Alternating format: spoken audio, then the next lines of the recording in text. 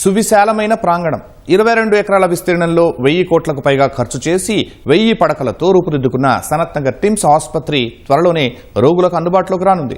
పేదలకు కార్పొరేట్ ని మించిన సూపర్ స్పెషాలిటీ సేవలు అందించడమే లక్ష్యంగా సర్కార్ టిమ్స్ ఆసుపత్రులు తీసుకురానుంది.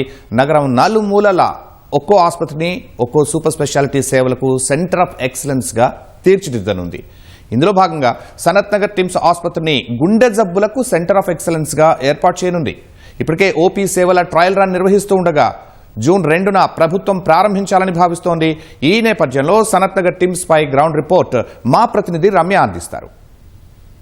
నిరుపేదలకి సైతం నాణ్యమైన మెరుగైన సూపర్ స్పెషాలిటీ వైద్యాన్ని చేరువ చేయడమే లక్ష్యంగా ప్రభుత్వం చేపట్టినటువంటి టిమ్స్ ఆసుపత్రి నిర్మాణంలో సనత్ నగర్ టిమ్స్ త్వరలోనే అందుబాటులోకి రానుంది. ప్రస్తుతం సనత్ నగర్ టిమ్స్లో దాదాపు 15 రోజులు పైగా ట్రయల్ రన్ నిర్వహిస్తున్నారు. దాదాపు 13 నుంచి 17 విభాగాలకు సంబంధించినటువంటి ఓపీ సేవలు అందిస్తున్నారు. రోజు 100 మందికి పైగా రోగులు ఇక్కడికి వచ్చి ఓపీ సేవలు తీసుకుంటున్నారు. ప్రస్తుతం Sanath Nagar TIMS hospital nodal officer మనతో ఉన్నారు.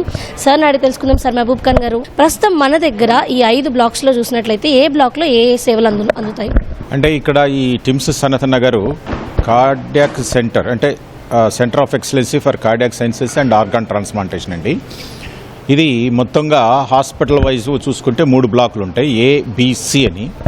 ఏలో ఏముంటాయంటే ఎక్కువగా ఎమర్జెన్సీ ఉంటాయి, అంటే triage, emergency, medical, surgical, ICU beds 300, తర్వాత 16 థియేటర్స్ ఉంటాయి.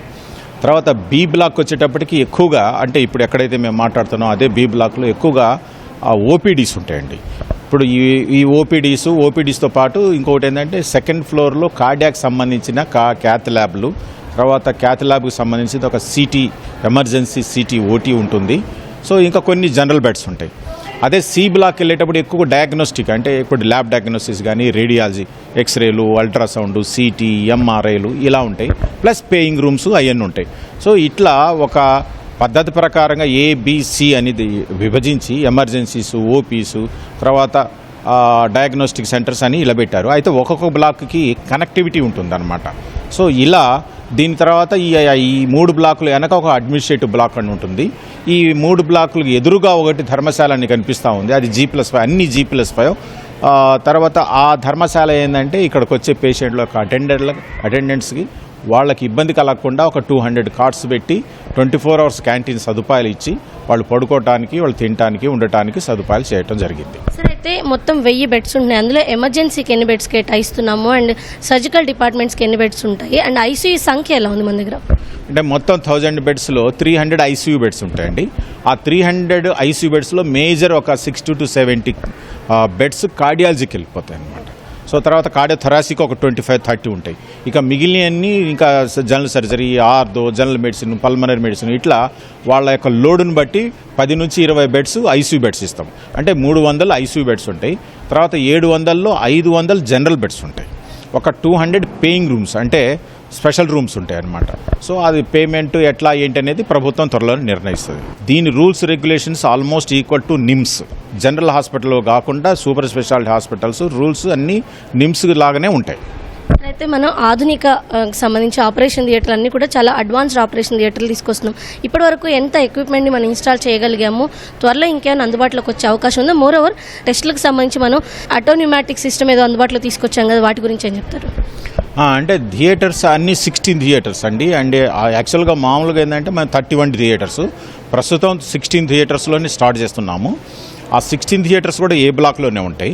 ఏ బ్లాక్లు, బి బ్లాక్, సి బ్లాక్స్, ఈ 16 థియేటర్స్లో కూడా అన్ని పనులన్నీ అయిపోయినాయి. 95% పనులు అయిపోయినాయి. అంటే చిన్న చిన్న పనులు ఉన్నాయి. అవి వాళ్ళు ఒక 1 వీక్లో మాకు హ్యాండ్ ఓవర్ చేస్తారు. చేసిన తర్వాత మొత్తం స్టెరిలైజ్ చేస్తాం. అప్పటి నుంచి ఇక ఆపరేషన్ చేయడం స్టార్ట్ చేస్తాం. సో ఆపరేషన్ కోసం వచ్చిన పేషెంట్ వేరే బ్లాక్ నుంచి రావాల్సిన పని లేదు. సో ఆపరేషన్ చేసిన తర్వాత మళ్ళీ ఆపరేషన్ చేస్తే పక్కనే దాంట్లో ఉంటుంది. అంత క్లియర్ అయిపోయిన తర్వాత, అతను స్టేబుల్ అయిపోయిన తర్వాత అప్పుడు వార్డులకు షిఫ్ట్ చేస్తాం. ఎప్పుడు బి బ్లాక్, సి బ్లాక్. అప్పుడు కూడా ఏంటంటే ఏబిసికి ఇంటర్ కనెక్టివిటీ ఉంటుంది. మీకు మళ్ళీ దిగి లిఫ్ట్ ఎక్కి అలా రావటం అనేది ఉండదు. ఆ రకంగా డిజైన్ చేయటం జరిగింది. అది. So much. సో ఈ ఏదైతే సనత్ నగర్ టిమ్స్ హాస్పిటల్ మనం చూస్తున్నామో 1000 పడకలతో రూపుదిద్దుకున్నటువంటి ఈ హాస్పిటల్లో మొత్తం 5 బ్లాకుల్లో ఒకటి అడ్మినిస్ట్రేషన్ కోసం కంప్లీట్గా కేటాయించడం జరిగింది. అంటే సూపరింటెండెంట్ కావచ్చు, అడ్మినిస్ట్రేటివ్ విభాగం వాళ్ళంతా కూడా అక్కడే ఉంటారు. అదేవిధంగా ప్రతి హాస్పిటల్లో చూసినట్లయితే కనుక రోగితో పాటు తన తరపున బంధువులు వస్తుంటారు. అంటే వాళ్ళతో పాటు ఉండడానికి ఒక అటెండర్ అనేది ఎప్పుడు వస్తుంటారు.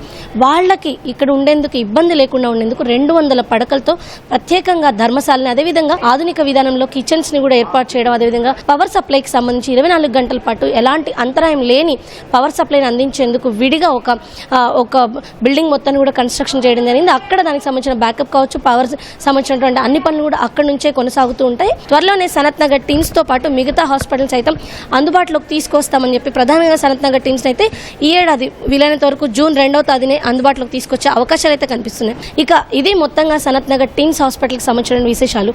కెమెరా పర్సన్ దాస్తో రమ్య, ఈటీవీ న్యూస్, హైదరాబాద్.